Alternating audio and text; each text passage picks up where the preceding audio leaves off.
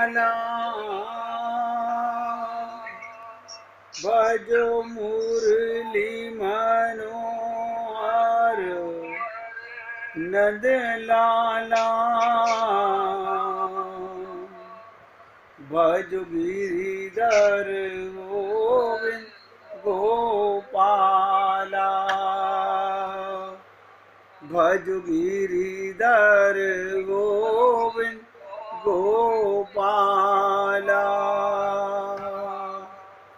भजो मुरली मनोहर नंद लाला भजो मुरली मनोहर नंद लाला भज गिरिधर गोविंद गोपाला भज गिरिधर गोविंद गोपाला भजो मुरली मनोहर नंद लाला भजो मुरली मनोहर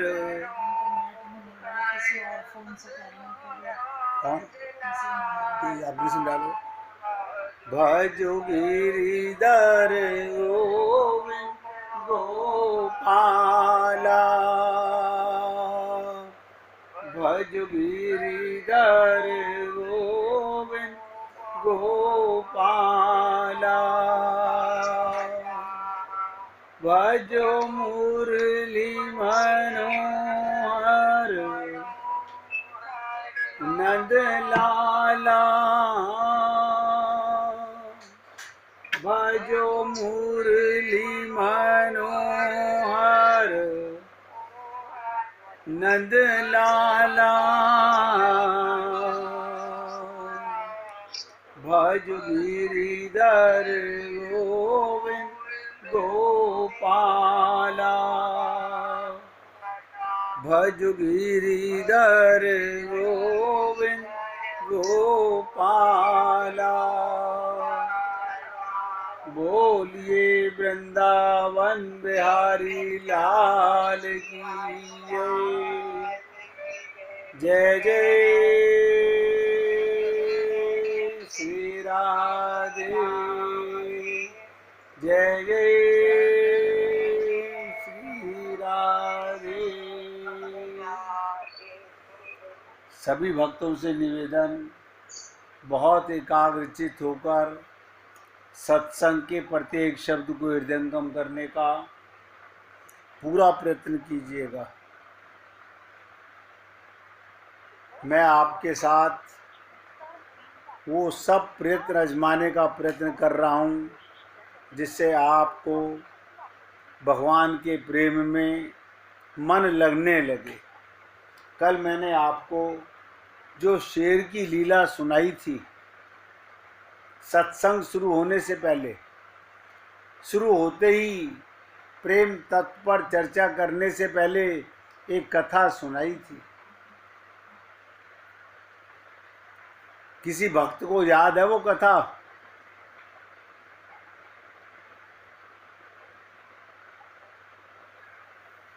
मैंने पूछा किसी भक्त को याद है वो कथा? हाँ जी, बताइए याद है। बताइए। एक शेर विवाह था हाँ और काफी भेड़ मर गया है। हाँ उसके इकट्ठे हो गए थे जी और वो ना तो हाथ पैर हिला रहा था अपना, ना कान हिला रहा था, जी हिला रहा था। तो एक शेरनी आई उसने देखा, मतलब उसकी हालत देखी, मतलब है। और उसने ऐसी धाड़ मारी कि सारे वो भागे, वो भेड़िए भाग गए। भागे, हाँ सारे भाग। हाँ जी हाँ जी हाँ जी शेर ने शेर से पूछा हाँ कि आपने सबसे अपने कान और अपनी पूछ तो जाते कम से कम। हाँ बताया आपने, तो हमारी दिशा वैसी ही है, शेर जैसी है। शेर जैसी का मतलब हमारी आप पर कब्जा कर रही है और आप चुपचाप देख रहे हैं। हमें आत्मज्ञान का, आत्मानुभूति का 24 घंटे एहसास नहीं रहता। बताइए, कमाल है। आत्मा होते हुए भी हम अपने को शरीर मानते हैं। यानी ये मुर्दा शरीर जिसके कारण आपको जीवित नजर आता है, उसका आपको भान नहीं रहता। कितना कमाल की बात है। आज फिर कथा शुरुआत करने से पहले एक और लीला सुनाता हूँ। मैं सोचता हूँ किसी भी प्रकार आपको आत्मा की अनुभूति बनी रहे। कथा क्या है? आपने सुना मिट्टी से ज़्यादा कीमती चीज़ धातु होती है, पीतल। पीतल से कीमती तांबा होता है, तांबे से कीमती चांदी होती है, और चांदी से कीमती सोना होता है, और सोने से कीमती हीरा होता है। और हीरे में भी कोहिनूर का हीरा बहुत कीमती होता है।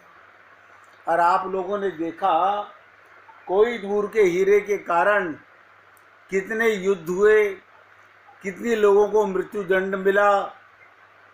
लेकिन आप और हम लोग ये नहीं समझ पा रहे, उस कोहिनूर हीरे से भी ज़्यादा कीमती क्या चीज़ है? आपकी आत्मा। हर चीज़ से कीमती चीज़ आपकी आत्मा है। ये अशोक भाई साहब अपना वो स्विच ऑफ कर दें। अशोक भाई साहब अपना मोबाइल म्यूट कर दो, म्यूट। अब बहुत ध्यान से सुनो। अशोक जी, अपना मोबाइल की आवाज़ बंद कर दो भैया।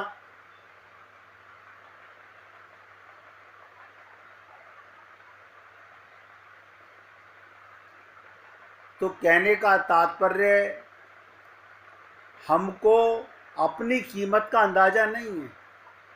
आत्मा से बहुमूल्य चीज़, नोट करो, इस संसार में कुछ भी नहीं है।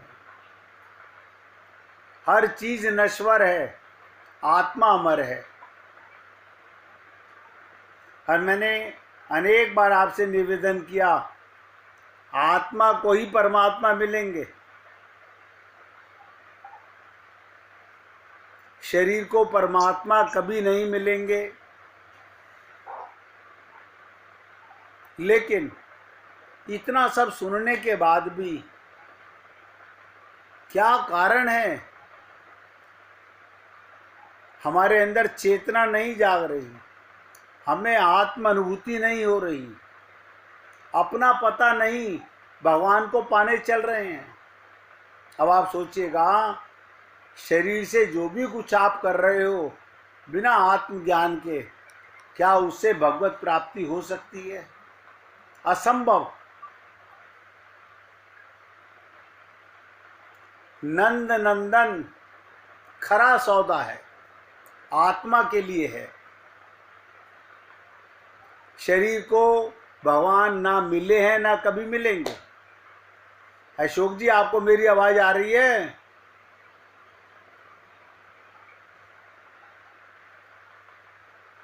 अशोक जी, आपको आवाज आ रही है मेरी?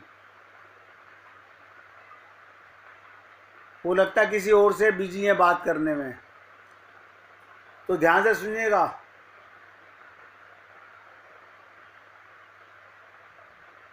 जिस साधक में ये पुरुषार्थ की गति का, परम व्याकुलता का संदेश,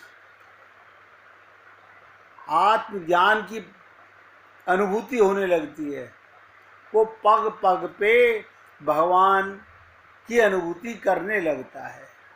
आप और हम लोगों को भगवान की अनुभूति अभी तक क्यों नहीं हुई? इसका कारण मूल मैंने कई बार आपसे कहा कि हमारी सबसे बड़ी कमी है कि हम अपने को देह मानते हैं। मैंने कहा कि देह में रहना बुरा नहीं है, देह में रहना बुरा नहीं है, बुरा है अपने को देह मानना। यानी चेतन होने के बाद, आत्मा होने के बाद, परमात्मा का अंश होने के बाद भी ये जीव अपने को जड़ शरीर मानता है। बताइए इससे ज्यादा दुख का और क्या कारण होगा। तो गोपी प्रेम का रहस्य जानने से पहले प्रेम तत्व पर कुछ विचार करना आवश्यक है। प्रेम वो वस्तु नहीं है जिसे वाणी से बताया जा सके, इसका वर्णन वाणी से हो सका, ऐसा प्रेम की चर्चा नहीं हो सकती। वो प्रेम तो अत्यंत स्थूल भारी स्वरूप है। प्रेम हृदय में रहता है। अब प्रेमी को प्रेम में बना डालता है। प्रेम में माने प्रेम में गोते लगाने वाला प्रेम में सराबोर कर देता है। कल मैंने अंत में आपसे निवेदन किया था कि प्रभु राम ने सीता जी को एक संदेश भेजा था कि तत्व प्रेम कर मम अरु तोरा, जानत प्रिया एक मन मोरा, सो मनु सदा रहत तो ही पाही, जानु प्रीति रसु हेत नहीं माही। क्या मतलब? तुम्हारे और मेरे प्रेम का तत्व। देखिए राम जी क्या कह रहे हैं सीता से। प्रभु राम, मर्यादा पुरुषोत्तम राम सीता को संदेश भेज रहे हैं कि हे सीते, तुम्हारे और मेरे प्रेम का तत्व केवल एक मेरा मन जानता है, और वो मन सदा तुम्हारे पास रहता है।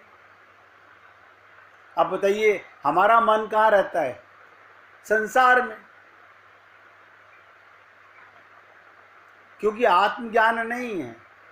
मैं एक बार नहीं लाखों बार कह चुका, सब ढोंग चल रहा है संसार में, खूब पूजा पाठ हो रही है,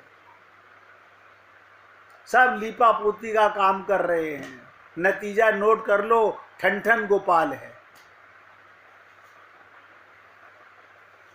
प्रेम में स्वार्थ के लिए जरा सी भी जगह नहीं है, और हम सब लोग स्वार्थी हैं। कोई भगवान से प्रेम के लिए मंदिर नहीं जाता, स्वार्थ में जाते हैं। जहां कुछ भी पाने की वासना है, वहां प्रेम के पवित्र आसन को काम कलंकित कर रहा है। प्रेम का मतलब देना ही देना, लेने पाने की कल्पना भी नहीं। प्रेम सदा बढ़ता ही रहता है। प्रेमी कभी ये मान ही नहीं सकता कि मुझ में पूरा प्रेम है। प्रेमी सदा अपने में कमी देखता है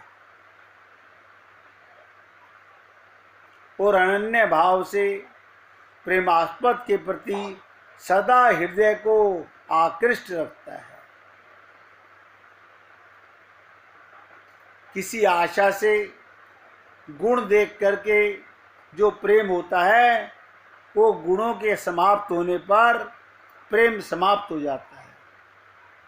आप किसी के सुंदरता को देख के प्रेम करो तो सुंदरता खत्म, प्रेम खत्म। किसी के पैसे को देख के प्रेम करो तो धन खत्म, प्रेम खत्म।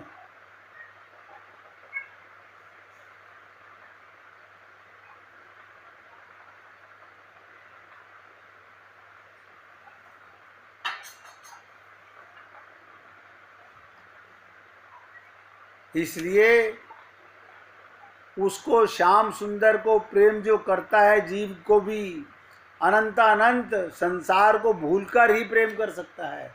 और आप और हम लोग संसार में रहना पाप नहीं है, लेकिन संसार में अपने को शरीर मानना पाप है। देखो फिर बोल रहा हूँ, शरीर में रहना पाप नहीं, परिवार में रहना पाप नहीं।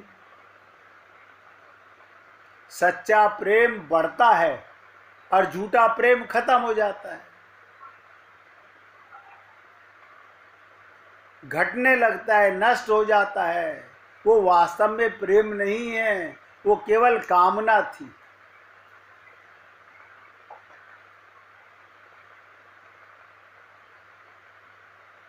इसलिए आप और हम लोग प्रेम तत्व को जानने के लिए जब तक आत्म तत्व का ज्ञान परिपक्व नहीं होगा, आपकी छलांग भगवान की तरफ लग ही नहीं सकती।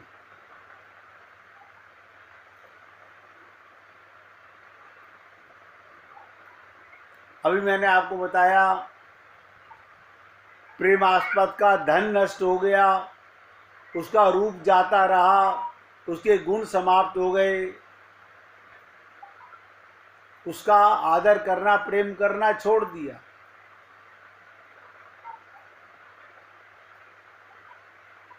संसार में ऐसी अवस्था हो जाती है, परंतु इस स्थिति में जो प्रेम कभी घटता नहीं, नोट करो, बल्कि दिनों दिन बढ़ता ही रहता है, उसी का नाम यथार्थ में प्रेम है, उसी को प्रेम कहते हैं।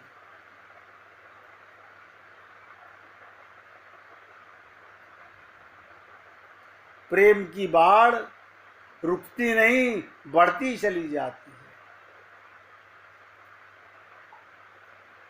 इस चंद्रकला के लिए कभी पूर्णिमा नहीं होती, बढ़ती जाती है।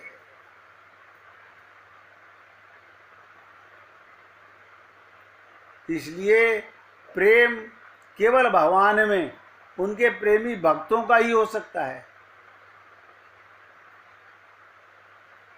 केवल भक्त ही भगवान से प्रेम कर सकता है। ये सांसारिक लोग जो अपने को शरीर मांगते हैं और भगवान के पास भीख मांगने जाते हैं, वो प्रेम क्या जाने।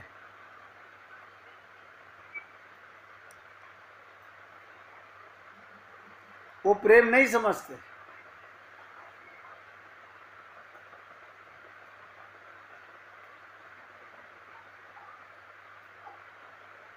उनका हाल कैसा होता है बता देता हूं, एक कथा के माध्यम से समझिएगा। एक आदमी जंगल में गया, शिकारी था। एक आदमी जंगल में गया, शिकारी था, किसी झाड़ के नीचे बैठा, थका मांदा। उसके पास एक खोपड़ी पड़ी थी, किसी आदमी की खोपड़ी। ऐसे ही कभी कभी हो जाता है ना, तुम भी अपने स्नान गृह में अपने से बात करने लगते हो और आईने के सामने खड़े होकर मुंह बनाने लगते हो। आदमी का बचपन कहीं जाता तो नहीं, खोपड़ी पास पड़ी थी, ऐसे ही बैठे, कुछ काम तो था नहीं। उसने कहा, हेलो क्या कर रहे हो? खोपड़ी से बात कर रहा है। मजाक में कहा था, अपने से ही मजाक कर रहा था। खाली पड़ा था, कुछ खास काम भी नहीं था, आशा भी नहीं थी खोपड़ी बोलेगी, उसे नहीं पता था। खोपड़ी बोली, घबरा गया एकदम।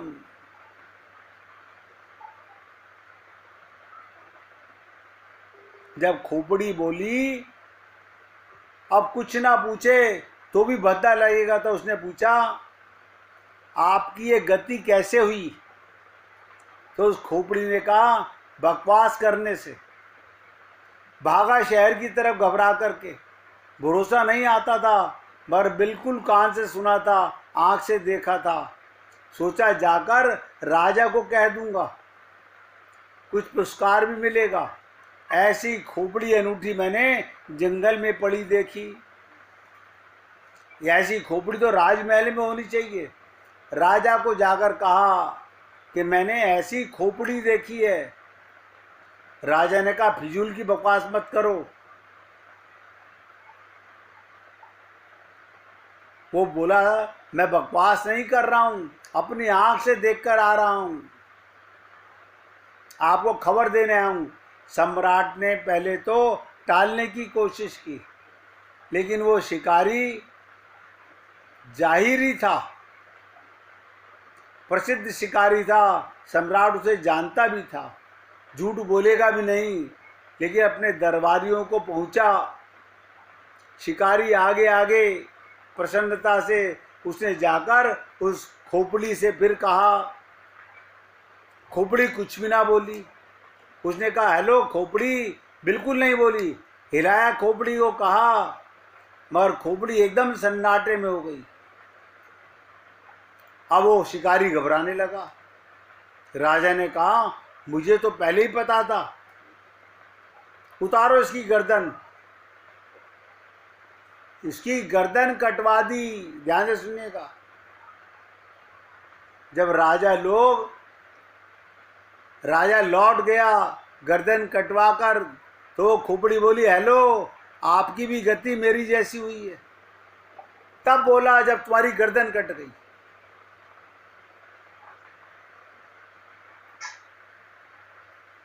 सावधान रहना, जो तुमने ना जाना हो मत कहना, जो तुम्हारा अपना अनुभव ना हो उसे मत कहना। कहने को बहुत मन होता है, कहने की बहुत आतुरता होती है। कल मैंने आप लोगों को शेर की कथा सुनाई, आज हीरे से भी कीमती आत्मा की बात बताई। यार आप देखिए, आत्मा आप स्वयं हैं और हीरे जवाहरात ज्वेलरी पैसा इकट्ठा कर रहे हैं। मतलब इस खोपड़ी में मिट्टी भर रहे हैं, आत्मा होते हुए भगवान का प्रेम नहीं भर रहे।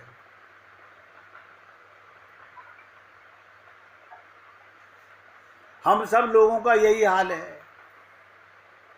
धनवान बनना चाहते हैं, धनवान बनना चाहते हैं।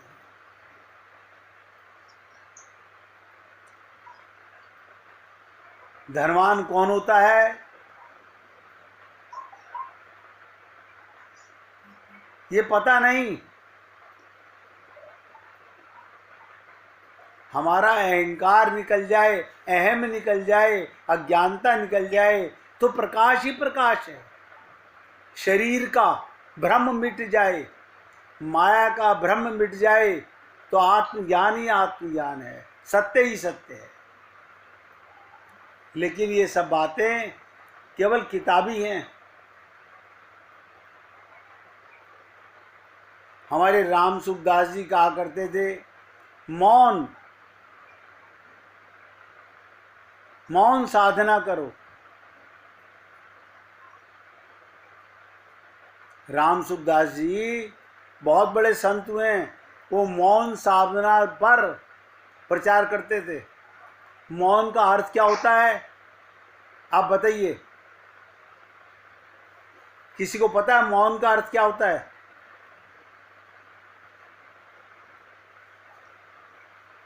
खाली होठ बंद कर लेना मौन है। चुप रहना, क्या करना? एकदम शांत, चुप रहना, उल्टा बोलना। हाँ सुनिएगा, ये बाहर के होठ बंद करना मौन नहीं होता। अच्छा किया मैंने पूछा, सब यही समझते हैं। मौन का अर्थ ये नहीं होठ बंद हो गए। मौन का अर्थ है भीतर मन का चलना फिरना, हिलना डुलना, मन शांत हो गया।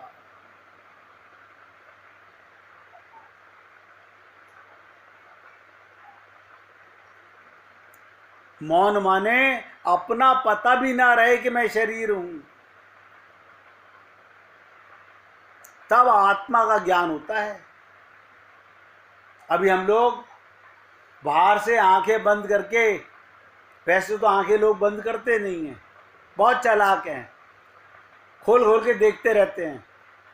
गुरु कितना भी कहे आंखें बंद करके सुनो, लेकिन वो फिर भी चला के देखते रहते हैं।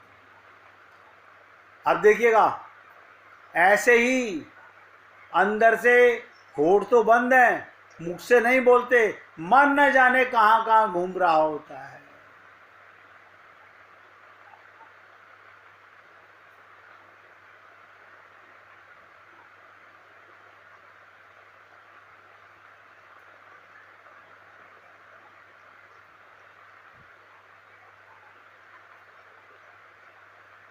आप देखिए, हम इतने लोग यहाँ बैठे हैं, अगर हम शब्दों में जिए तो हम सब अलग अलग हैं, और अगर मौन हो जाएं तो सब एक हैं,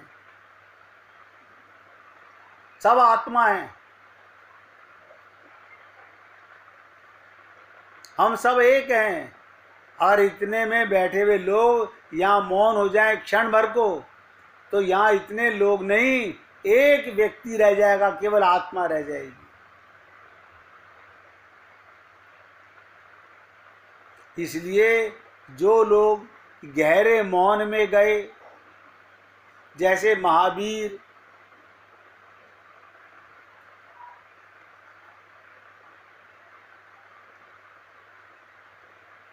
मुनि से महामुनि मौन में गए, इसलिए आज भी महावीर का जो संन्यास है मुनि कहा जाता है। महामौन में चले जाना, अंदर बाहर सब कुछ शून्य हो जाना, फिर प्रकाश आता है, फिर अपना पता चलता है, फिर साक्षात्कार होता है परमात्मा का। अब लोग कहते हैं हमें कुछ तो बताओ,